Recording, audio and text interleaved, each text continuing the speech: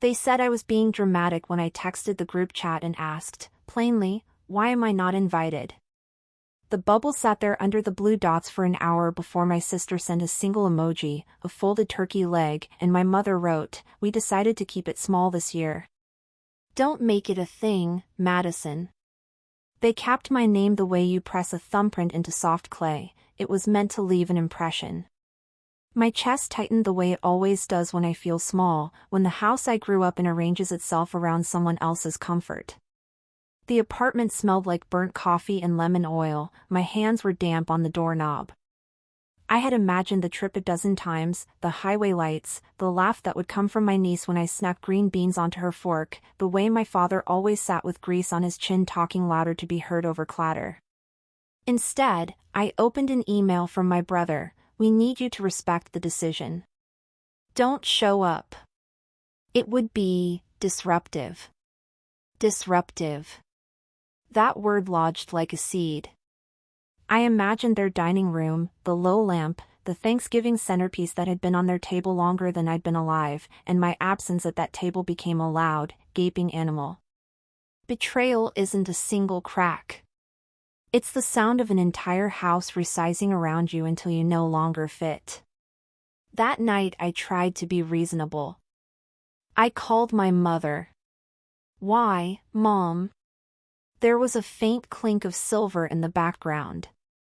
We had a limited guest list, Maddie. You know how crowded it gets with the cousins and... This is the first time I've been left out in 10 years, I said. Did I do something? Her voice flattened.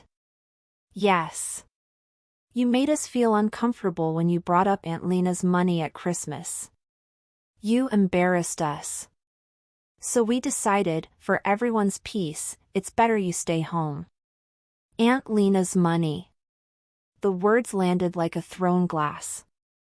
The real reason, the one that burned like an ember in my mind, wasn't a fight about etiquette. At Thanksgiving 4 years earlier, I'd found an invoice, a hidden ledger in a folder marked holiday costs.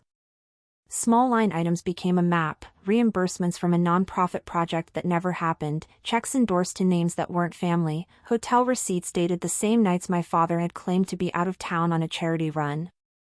I'd thought it was a mistake. I asked questions. They told me I was confusing things. They accused me of being cold when I suggested we ask the accountant. You're paranoid, my brother had said, years ago. You always see conspiracy where there's just numbers.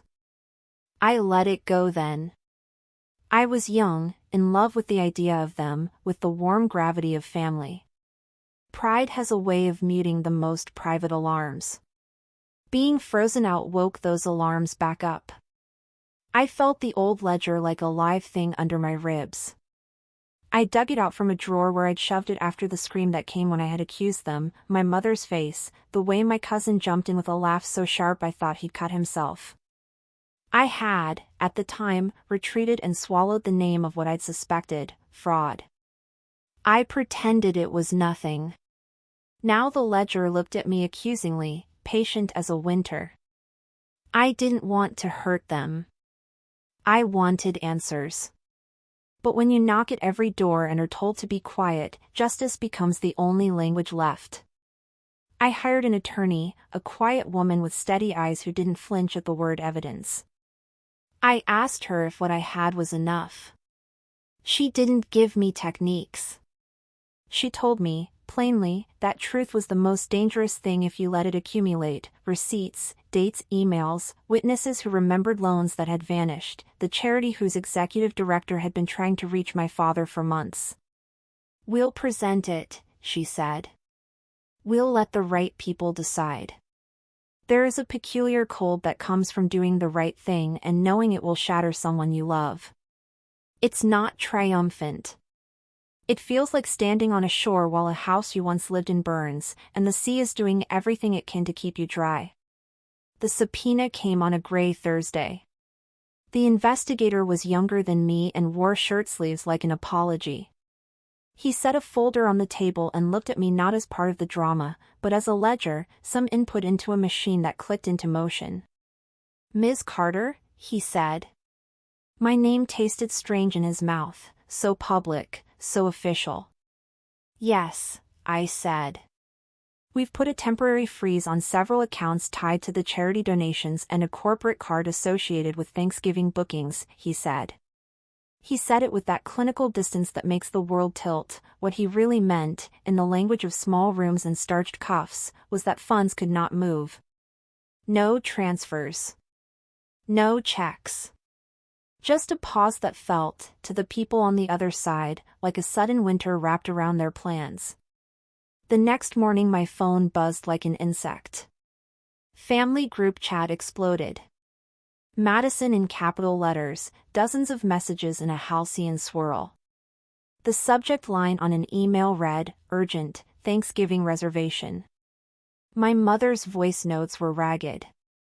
"We can't pay, they froze the card." "Maddie, what did you do?" My brother sent a text that started with the old refrain, "Selfish." He wrote, "You ruined our trip, $15,000. How could you be so selfish?" I pressed my face to the cool glass of my window and watched frost map the city. The TV down the street was playing an ad with a neighbor's dog yawning.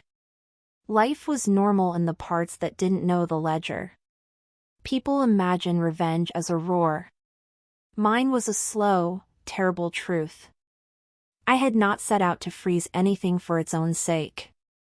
I had given the folder to people whose job it is to be ugly for us, to sort through messy lives and, when the math and testimony point the same way, to lock the door until someone can explain themselves. That lock is not vengeance. It is administration. But when a family has built itself on the idea that money is a private garden patch, the state's printing shares look like a god's cruelty. They called me selfish. They called me cruel. My neighbor, when she came by with a pie and soft manners, asked if I felt any guilt. I smiled like a cracked porcelain doll and told her, only the kind that comes from being a daughter who waited too long to listen.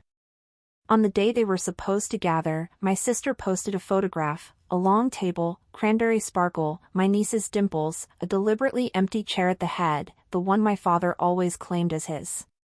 "Thinking of Madison today," she captioned it. The picture was a dare and a dirge. I sat on my couch and watched the shadows move across the ceiling. I had imagined confrontation in the past, slamming doors, raised voices, a dramatic exit into a rainstorm. But instead, the confrontation arrived as a summons to a courthouse hearing. They were ordered to appear. The ledger had been more than numbers, it had been a pattern, threads of misappropriation they could not thread back together. At the hearing, my mother's hands shook, my brother's jaw moved like a bird's. The prosecutor's voice was steady, not cruel, just bright as a blade. My mother trusted me, my father whispered into the microphone in his defense, and the courtroom made a sound like a caught thing. "You betrayed that trust," the prosecutor said. "You used a charity's funds for personal stays, personal expenses." The ledgers indicate 2 years of diversion. There was a silence that left the air brittle. For the first time in my life, I watched their faces as if they were pages. Shame is a slow-burning thing. You can almost smell it, metallic, hot copper, when it hits people who have never imagined being under the lens. They tried to salvage it with statements about intentions, they called things accounting errors and miscommunications. They cried. They called me cruel. They accused me of enjoying the fall. They begged for leniency. When the judge came down with an order to freeze assets tied to the accounts in question, not my doing, not my decision but the logical consequence of the evidence we had provided, the phrase that struck me was not $15,000 or frozen. It was prevention. A temporary measure to stop further harm. The truth had teeth. It bit. After the hearing, my brother turned toward me with the rawness of a man whose family has just been lighted from beneath. "You could have called and said something," he said. "You could have told us, privately." "You could have told me the truth," I said. "Privately?" You humiliated us. No, I said, softly. You hid it. The twist of the revenge is always in the mirror. In the days that followed, they were angry, ashamed, and very human. My mother stopped speaking to me for weeks, my niece stopped answering my texts with childlike brevity. At a fundraiser the following month, I saw my father, smaller than I remembered, answering questions about audits and accountability. The charity sent letters of apology to its donors. The board removed 3 names from the executive slate. The hotel called to say the Thanksgiving reservation had been canceled due to unforeseen circumstances. The $15,000 that had been a bright, gleaming requirement for their plans could not be moved. It waited in a limbo of bureaucracy until the court could trace where exactly it had gone. People asked me if I felt satisfied. Satisfaction is a complex thing. It does not erase the memory of being left in a group chat or the taste of being called selfish. But there was a hush, a quiet that followed the storm, a justice that was not revenge for spectacle, but for right. I had offered my suspicion to people sworn to sort fact from family, they acted. The system is slow and blunt and often cruel, but sometimes it is the only tool that can haul the truth into the light without becoming the monster that you fear. At the end, the most cutting part was not that their Thanksgiving was dampened or that the $15,000 sat in a freeze. It was watching them, in the cold after the storm, trying to stitch the moral fabric of their lives back together. They kept calling me selfish, a label like a bell. But names are cheap.